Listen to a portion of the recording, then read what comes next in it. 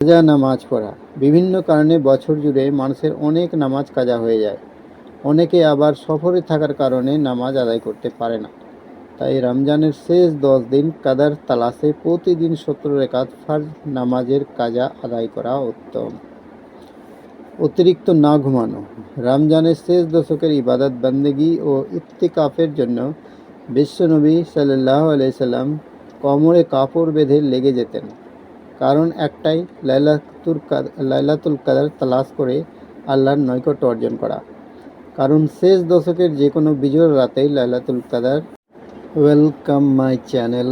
আসসালামু আলাইকুম। আজকে আলোচনা করব লাইলাতুল কদরের যে আমল অবশ্যই করবেন। শবে কদর ফার্সি ভাষা আর কোরআনের ভাষায় এ রাতের নাম হলো লাইলাতুল কদর। অর্থ অতিশয় সম্মানিত ও মহিমান্বিত রাত বা পবিত্র রজনী। আরবি ভাষায় লাইলাতুল অর্থ হলো রাত্রি বা রজনী এবং কদর শব্দের অর্থ হলো সম্মান, মর্যাদা বা মহাসম্মান। এছাড়া এর অন্য অর্থ হলো ভাগ্য, পরিমাণ ও তাকদীর নির্ধারণ করা। যেহেতু এ রাতের মাধ্যমে আমাদের ভাগ্য নির্ধারিত হয়ে থাকে, তাই আমাদের মুসলমানদের উচিত ইবাদত বন্দেগীর মাধ্যমে কাটিয়ে দেওয়া। লাইলাতুল কদর বা শবে কদর হচ্ছে বছরের শ্রেষ্ঠ রাত। এই রাত 1000 বছরের চেয়েও উত্তম। শবে কদরের রাতে ধর্মপ্রাণ মুসলমানরা ইবাদত বন্দেগীর মাধ্যমে কাটিয়ে থাকেন। এ রাতে ইবাদতের সৌভাগ্য লাভ হলে আল্লাহ তাআলা অতীতের সব গুনাহ মাফ করে দেন। আল্লাহর রসুল সাল্লাল্লাহু আলাইহি ওয়াসাল্লাম বলেছেন, যে ব্যক্তি ঈমান ও বিশ্বাসের সঙ্গে এবং সওয়াবের আশায় রমজানের রোজা রাখে, শবে কদরের রাতে নামাজের জন্য দাঁড়ায়, তার আগেকার সব গুনাহ মাফ করে দেওয়া হয়। লাইলাতুল কদর যে আমল অবশ্যই করবেন। এক, ঝগড়া বিবাদ থেকে বিরত থাকবেন। কদরের রাতটিকে হাদিসে নির্দিষ্ট করা হয়নি। এই রাতটি সম্পর্কে আল্লাহ রাসূল সাল্লাল্লাহু আলাইহি ওয়াসাল্লাম সাহাবীদের জানাতে গিয়েছিলেন, কিন্তু দুই ব্যক্তির ঝগড়ার কারণে তা গোপন রাখা হয়। এ বিষয়ে হযরত উবাইদা ইবনে সামিত রাদিয়াল্লাহু আনহু থেকে বর্ণিত হয়েছে যে রাসূলুল্লাহ সাল্লাল্লাহু আলাইহি ওয়াসাল্লাম লাইলাতুল কদরের ব্যাপারে জানাতে বের হলেন। এ সময় দুজন মুসলমান ঝগড়া করছিলেন। তখন নবী করিম সাল্লাল্লাহু আলাইহি সাল্লাম বললেন, আমি আপনাদের লাইলাতুল কদরের ব্যাপারে অবহিত করতে বের হয়েছিলাম, কিন্তু অমুক অমুক ব্যক্তি বিবাদে লিপ্ত হয়, তা উঠিয়ে নেওয়া হয়েছে। আশা করি উঠিয়ে নেওয়াটা আমাদের জন্য বেশি ভালো হয়েছে। এই জন্য কদরের রাতে ঝগড়া বিবাদ থেকে বিরত থাকা উচিত। যেহেতু কদরের রাতটি নির্দিষ্ট নয়, সেহেতু রমজানের শেষ দশকের পুরোটা সময়, বিশেষ করে বেজোর রাতগুলোতে ঝগড়া বিবাদ থেকে বিরত থাকা উচিত। বলা যায় না কোনো একটি রাতে হয়তো কদরের হলো, কিন্তু কেউ ঝগড়া বিবাদের জন্য তার থেকে বঞ্চিত হলো। ঈশা ও ফজর নামাজ জামাতে আদায় করার গুরুত্ব। কদরের রাতের ফজিলত ও বরকত লাভের জন্য বেশিরভাগ মানুষ সারা রাত জেগে নফল নামাজ এবং অন্য ইবাদত করে থাকেন।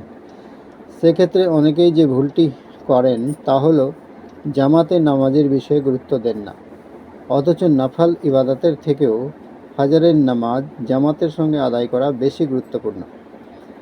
এই জন্য সম্ভাব্য শবে কদর অন্তত ঈশা ও ফজরের নামাজ জামাতে আদায়ের চেষ্টা করা উচিত। কোনোভাবে যেন জামাতের নামাজ ছুটে না যায়, সেদিকে লক্ষ্য রাখতে হবে। তাহলে হাদিসের ভাষা অনুযায়ী শবে কদরে ফজিলত লাভ হয়ে যাবে ইনশাআল্লাহ। হাদিসে এসেছে, যে ব্যক্তি ঈশা ও ফজরের নামাজ জামাতের সঙ্গে আদায় করলো, সে যেন সারা রাত দাঁড়িয়ে নামাজ পড়ার মতো ইবাদত করলো। মুসলিম শরীফ হাদিস 656। এছাড়াও লাইলাতুল কদরের রাতে আরও যে আমলগুলো জরুরি। কোরআন তেলাওয়াত করা। পবিত্র কোরআন এই রাতেই নাজিল হয়েছিল, তাই কোরআন তেলাওয়াত এর বিধান পালনের মাধ্যমে এই রাত অতিবাহিত করা। কোরআন সুন্নাহর অনুসরণে ইবাদত বন্দেগীতে শেষ দশক অতিবাহিত করা। গুনাহ থেকে মাপ চাওয়া। রাসূলুল্লাহ সাল্লাল্লাহু আলাইহি ওয়াসাল্লাম হযরত আয়েশা রাদিয়াল্লাহু আনহুকে আল্লাহর কাছে গুনাহ মাপের দোয়া শিখিয়েছিলেন। তাই মুমিন মুসলমান রমজানের শেষ দশকে এই দোয়া বেশি বেশি পড়বেন। দোয়াটি হলো আল্লাহুম্মা ইন্নাকা আফওয়ান তু হিব্বুল আফওয়া ফাফু আন্নি। আর একবার বলছি, আল্লাহুম্মা ইন্নাকা আফওয়ান তু হিব্বুল আফওয়া ফাফু আন্নি। এর অর্থ হলো, হে আল্লাহ, আপনি ক্ষমাশীল, ক্ষমা করতে ভালোবাসেন, অতএব আমাকে ক্ষমা করে দিন। হাদিস মুসনাদে আহমেদ, ইবনে মাজা, তিরমিজি, মিসকাত। কল্যাণের দোয়া করা। এ রাতে বেশি বেশি কল্যাণের দোয়া করা উচিত। লাইলাতুল কাদারের রাত 1000 মাস অপেক্ষা উত্তম একটি রাত। এ রাতের হক হলো আল্লাহর নৈকট্য লাভের পাশাপাশি মানুষের দুনিয়ার জীবন সুখ শান্তির আবেদন নিবেদন আল্লাহর দরবারে পেশ করা, যাতে এ রাতে আল্লাহ তাআলা বান্দার জন্য সর্বোত্তম ভাগ্য নির্ধারণ করতে করেন, দুনিয়ার যাবতীয় কল্যাণ দান করেন। জ্ঞান অর্জন করা।